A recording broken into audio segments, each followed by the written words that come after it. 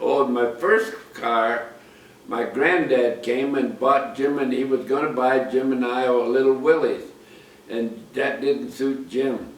So Jim said, "Oh, let me go find one, Grandpa." And he went down on Figueroa Street in L.A., which was Used Car Alley, and he found a 34 Ford Roadster, and this was probably 35, no later than 36. It was only a year or two old, but it had Nevada plates on it, and when you started it up, it just laid a smoke screen. So he and Bill Bolin took the motor apart, and he bought a set of rings for $5, and then he didn't know enough to put inserts in it. They filed the rods to take up a little slack, tighten it up a little bit, and then we had it painted for $10, and then there was a kid that had a top shop in high school. He put a new top on it for another $10, and it was a good looking, and painted it pea green.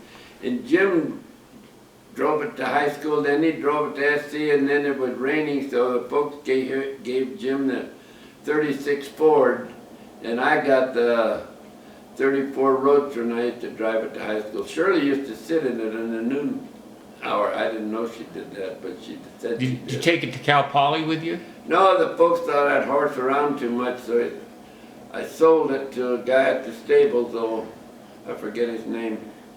And I bought an old Dodge for $25, and it was out of time, and I didn't know anything about cars, and it popped and pooped all the way up to San Luis Obispo.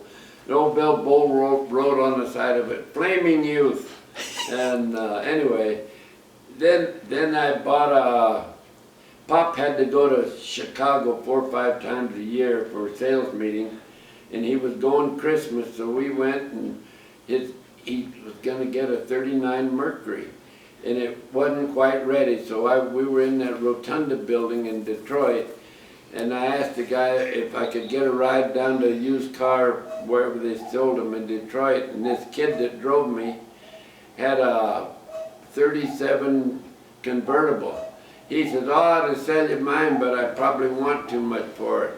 So this was in the fall of '38, I guess, or whenever the 39s came out. And I gave $425 for it, and I drove it for 2 or 3 years and sold it for $450.